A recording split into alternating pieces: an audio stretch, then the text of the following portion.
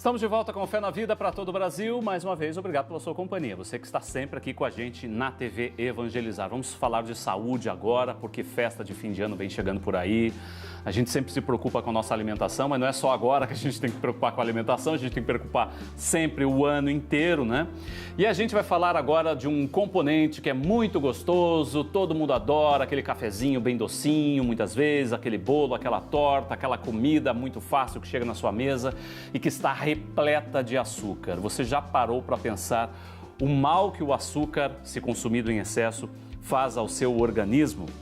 Principalmente de nós brasileiros que temos, infelizmente, uma alimentação nos últimos anos muito desregrada, um hábito que está muito ligado à obesidade, né, o consumo excessivo de açúcar, ao diabetes e a outros problemas de saúde também. O problema não é apenas aquele açúcar que a gente adiciona no cafezinho, mas também o que está presente em excesso em alguns alimentos. E para falar um pouco mais sobre isso, nós vamos conversar aqui no estúdio com a Aline Kissack, a nossa nutricionista, que já veio outras vezes aqui. Tudo bem, Aline? Obrigado pela sua presença mais uma vez. Obrigada. Bem-vinda. Obrigada. Falar de açúcar é algo que mexe com a alimentação de uma forma geral, né? Porque pouca gente sabe que o açúcar não é só aquele açúcar que a gente consome no cafezinho, no achocolatado, no doce.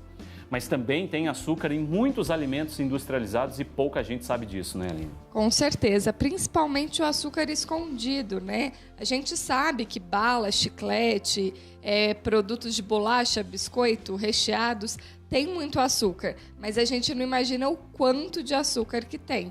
Então acaba sendo um acúmulo, porque a Organização Mundial de Saúde diz que a gente só pode consumir 40 gramas de açúcar como adulto por dia e 20 gramas crianças. 20 gramas dá uma colher de sopa. Então é muito pouco comparado com a quantidade de produtos que a gente come. Fora o que você falou do cafezinho, né? Tem gente que consome isso só no cafezinho. Fora a bolachinha, aquelas para tomar café junto, rosquinha, que a gente acha que é inocente, por fim, tá tendo um excesso de açúcar ali atrapalhando a nossa saúde. Sabe que uma vez eu fui numa festa infantil e em festa infantil é aquele mar de açúcar, né? Porque tem brigadeiro, tem doce, bolo, enfim, dos mais variados tipos. E aí a gente vê aquela criançada comendo aquilo tudo, a gente fica pensando, caramba, será que não tá na hora da gente controlar um pouquinho? Mas eu achei interessante uma pessoa que foi lá, não, eu tô regulando a minha alimentação, era o pai de uma criança, estou regulando a minha alimentação, estou com mais cuidado agora. E quando eu vejo, ele vai lá e pega um copo de Coca-Cola e toma, né, porque ele estava evitando o açúcar. E esses refrigerantes à base de cola, né, a Coca-Cola, a Pepsi, enfim, seja lá a marca que você preferir, tem muito açúcar. Tem muito açúcar. Não só o açúcar, mas ela tem um caramelo 4, que é uma outra forma de ter açúcar. Isso a gente tem que tomar cuidado, porque tem nomes diferentes para açúcar. A gente tem xarope de glicose, xarope de frutose, xarope de malte, maltodextrina. São vários nomes para o açúcar que às vezes está escrito na embalagem diet, light. A gente acha que não vai ter. Sem açúcar agora, mas na verdade existem outras substâncias com açúcar. Exatamente. Então às vezes não está o nome açúcar. Nesse caso dos refrigerantes, o caramelo 4 pode chegar a 32 anos para sair do nosso corpo. Porque o nosso metabolismo não sabe o que fazer com ele. Então fica processando e demora anos e anos para sair. Bom, nós temos uma notícia aqui para dar, porque no mês de novembro agora, o Brasil firmou um acordo para reduzir a quantidade de açúcar nos alimentos. Nós vamos colocar essa notícia agora aí para você, olha só. Essa notícia foi publicada pela Agência Brasil, com informações do Ministério da Saúde, e está no site O São Paulo, que é um site inclusive ligado à Arquidiocese lá de São Paulo. A gente buscou essa informação aqui para você. E a informação é a seguinte: o Brasil assinou com a indústria de alimentos um acordo que prevê a redução até 2022 de 144 mil toneladas de açúcar no Brasil. A intenção é diminuir os índices de consumo de açúcar entre os brasileiros, diante de um alerta da OMS, a Organização Mundial da Saúde, sobre os riscos existentes à saúde com relação a esse alto consumo de açúcar. E os dados dessa reportagem mostram o seguinte: cada brasileiro ingere, em média, o equivalente a 18 colheres de chá, ou seja, 80 gramas de açúcar por dia. sendo que a meta é reduzir para 50 gramas de açúcar, o que será já será uma baita redução, evidentemente, né? Então, já é um bom começo, digamos assim, se tudo der certo, não é, Aline? O principal é a conscientização do que a gente escolhe comer. Porque apesar dos produtos industrializados terem essa redução, vai ficar o que eu escolhi comer. Porque se eu continuar escolhendo alimentos industrializados como base da minha alimentação, ele pode ter um teor reduzido que no final a quantidade que eu estou comendo vai ser grande também. Se a pessoa no café da manhã come bolacha e um pão, por exemplo, industrializado, à tarde, junto com o cafezinho, um monte de biscoitinho, no almoço, uma sobremesa industrializada, à tarde, de novo, é o dia inteiro. O produto pode até ter teor reduzido, mas o meu hábito, se eu não reduzir, também não vai funcionar. E existem, como a gente já falou, tem açúcar que já vem incorporado no alimento, tem açúcar que a gente adiciona livremente, né? E ainda sobre essa notícia, 64% do que é consumido é adicionado ao alimento e os outros 36% são encontrados nos produtos industrializados, né? E tem muito produto como salsicha por aí, né? Esses produtos, macarrão instantâneo, que tem açúcar também, né? Mesmo a pessoa sem saber, tem açúcar ali. Exatamente. Então, a gente pode ter o açúcar na forma de carboidrato, que daí ele pode ser o carboidrato refinado das massas, do pão, do macarrão, de farinha branca, e pode ter o açúcar como conservante. Por isso que produto industrializado tem tanto açúcar, porque é uma forma de eu manter na prateleira por muito mais tempo e não precisar ficar refrigerado. Agora, o que a gente tem que se atentar? É porque depois que vão gerando doenças como diabetes, doenças do coração, Alzheimer e até mesmo câncer, dá mais trabalho e custa mais até para o governo, nos hospitais, nos tratamentos de doença. Então, se a gente prevenir com a alimentação essa redução de açúcar, eles estão estimando que a cada $1,25 que eu consiga economizar na prevenção, eu vou melhorar mais de 300 milhões por país, né, que eu consigo atingir com esses 300 milhões a saúde de 8 milhões de pessoas. Então, uma coisa simples, que é reduzir o teor de açúcar, vai melhorar a economia, vai melhorar a saúde, vai melhorar a vida de todo mundo. Que é uma conta mais inteligente de ser feita, evidentemente, né? A gente atuar um pouco mais na prevenção e estimular hábitos mais saudáveis. Mas vamos ao modo prático agora. O que fazer? Então, ok, o problema é esse, temos muito açúcar na nossa alimentação, todo mundo sabe disso, precisamos reduzir a ingestão de açúcar. Vamos começar por onde, Aline? Como é que você diria assim? Alguém chega para você e pergunta, mas e aí, o que eu faço? Começando por onde? Primeiro, a gente não tem um substituto específico para o açúcar, tá? A gente tem como transformar ele em 5 partes. Por exemplo, suco. Prefiro uma fruta que já é docinha e vai adaptando o paladar para eu não precisar colocar açúcar de adição na própria fruta. Vamos supor a acerola, que é azedinho. Bate ela com tangerina, ela com laranja, ela com melão, ao invés de tomar ela sozinha e acabar adicionando açúcar. Até seu paladar acostumar com esse gostinho azedinho. Assim como o café. Tenta comer com chocolatinho 70%, porque daí o paladar já vai sentindo um sabor um pouco mais doce do que eu colocar o açúcar de adição. Nada de adoçante, que a gente até já fez, né, uma matéria disso aqui com vocês, de como adoçante não é legal para a saúde. Então, tentar extrapolar o sabor original do alimento, porque o nosso paladar não nasceu criado para isso, por isso nada de incentivar as crianças a comerem tanto doce, que a gente que está ensinando. Elas não nasceram sabendo o que é. A outra dica é usar o mel, que é o único açúcar anti-inflamatório, sem exageros também, mas ele tem muito antioxidante, muitas enzimas, então é melhor porque além do açúcar eu vou ter outros benefícios do que só o açúcar refinado. Outra forma é o melado de cana, que é a forma mais bruta do açúcar. Dessa forma ele acaba tendo muito mais nutrientes do que o açúcar refinado, que colocou muita química para ele ficar branquinho. Então a gente tem várias formas de dar essas substituição, mas não tem um específico, né, para trocar o açúcar como um todo.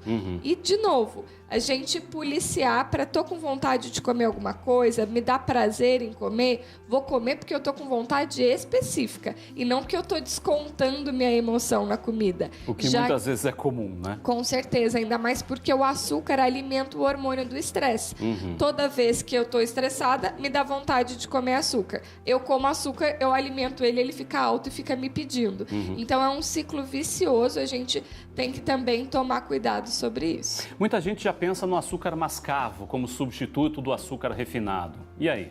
Ele não é substituto direto, ele é menos pior, mas eu não posso ficar usando na mesma quantidade, porque vai ser açúcar igual. Então, eu tenho que mudar a qualidade e também a quantidade. Ou seja, e o próprio mel, como você citou agora há pouco aqui, ele pode ser consumido, né? Você pode usar o mel em determinados alimentos, mas sem excesso também. Sem né? excesso também. Uma outra forma bacana é, por exemplo, eu vou adoçar um bolo. Eu posso colocar geleia 100% fruta. Tudo bem, perdemos um pouco a fibra, mas tem muito nutriente do que eu colocar só açúcar.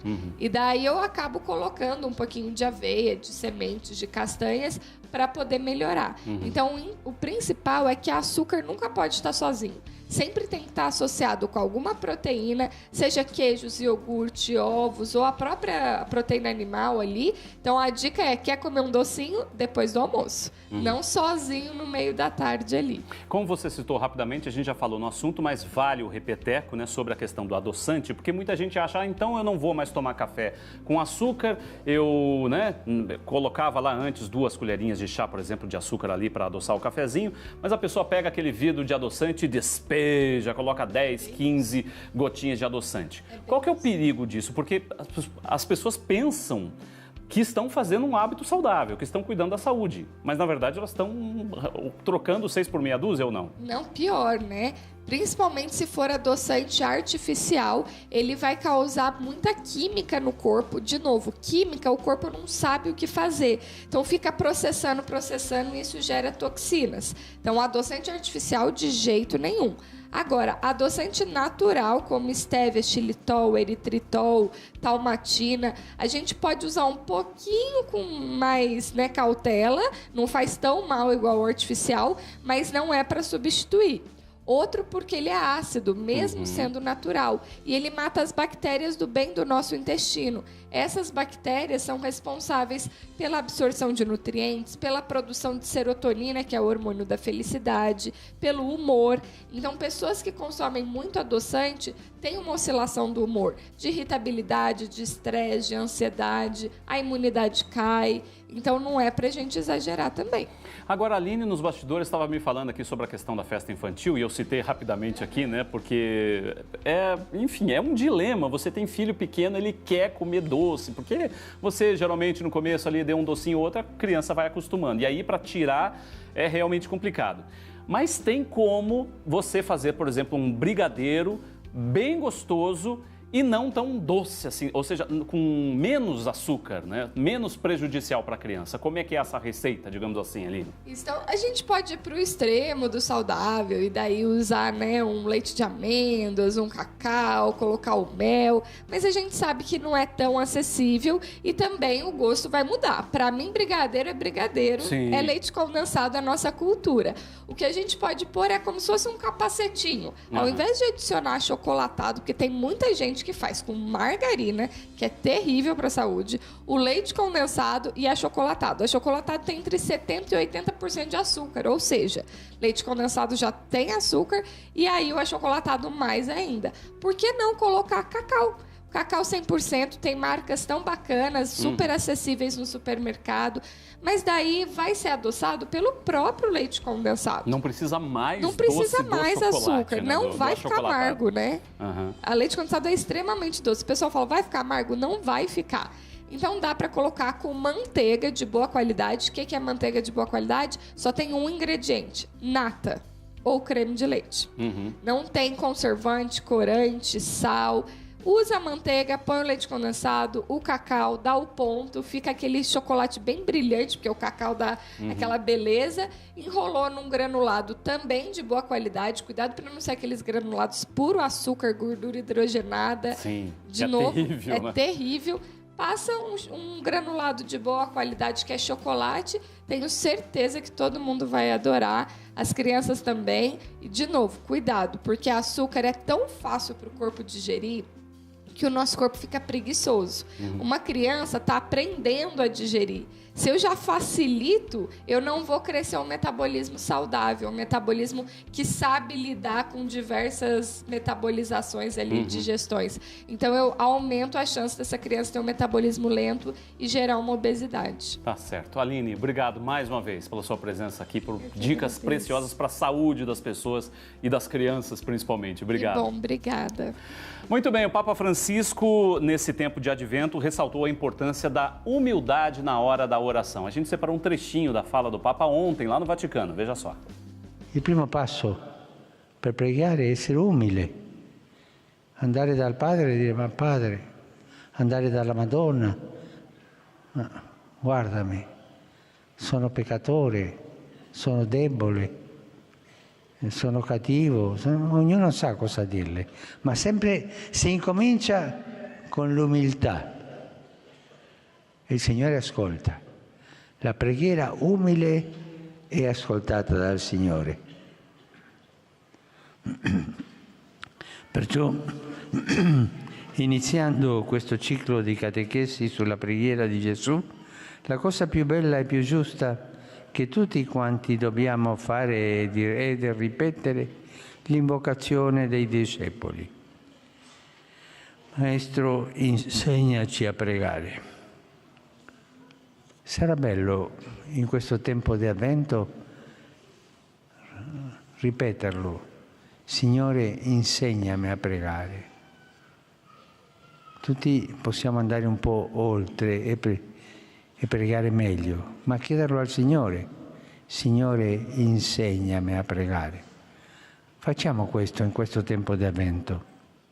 Isso aí, humildade sempre, né? Papa Francisco ressaltando esse caráter mais humano, né, mais simples de você se dirigir, enfim, a Deus e fazer a sua oração nesse tempo tão importante para a fé cristã.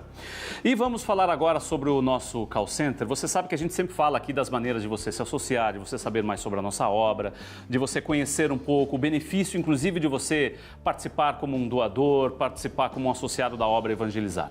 Essa é a equipe que está sempre à disposição para te atender. Então, quando a gente fala para você ligar para cá, é você ligar para essas pessoas que vão te atender, vão te orientar da melhor forma possível. Se você tem até alguma dúvida espiritual, né, quer uma orientação, está passando por algum problema, precisa de um aconselhamento, ligue. Faço questão de ressaltar esse pedido para você ligar e saber mais. Tem alguma dúvida, né? Está um pouco ressabiado em relação à sua contribuição, o benefício que você pode fazer na vida de milhares de pessoas? Ligue. Esse pessoal todo que está treinado para te atender vai te esclarecer e vai te orientar da melhor forma como você pode ajudar na obra Evangelizar. 3221-6060, o telefone para você ligar para cá.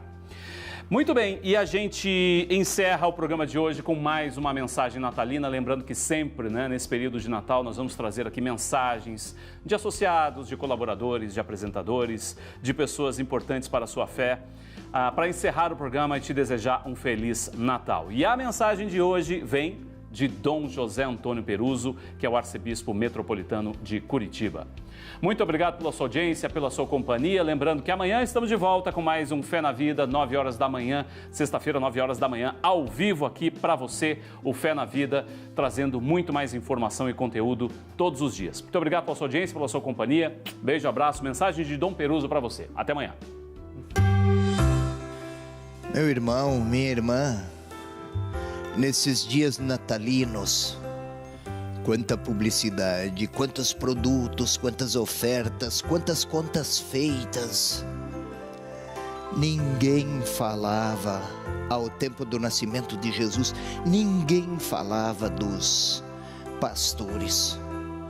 Aliás, quando se falava dos pastores, era para falar mal deles, porque eram pessoas tidas de pouca decência, justamente para eles, um anjo apareceu e com voz forte anunciou: eis que eu vos anuncio uma grande alegria, será também para todo o povo. Nasceu hoje para vós um Salvador. Naqueles tempos os problemas eram muito diferentes, mas não eram menos dramáticos dos nossos de hoje. Quantas más notícias, quantos desencontros nesse ano de eleição, quantas ofensas. Mas os anjos cantaram: glória a Deus nas alturas e paz. E era isso que eu gostaria de falar, de lhe desejar. Paz na terra, o Salvador está entre nós, cultivemos a alegria da sua presença. Feliz Natal!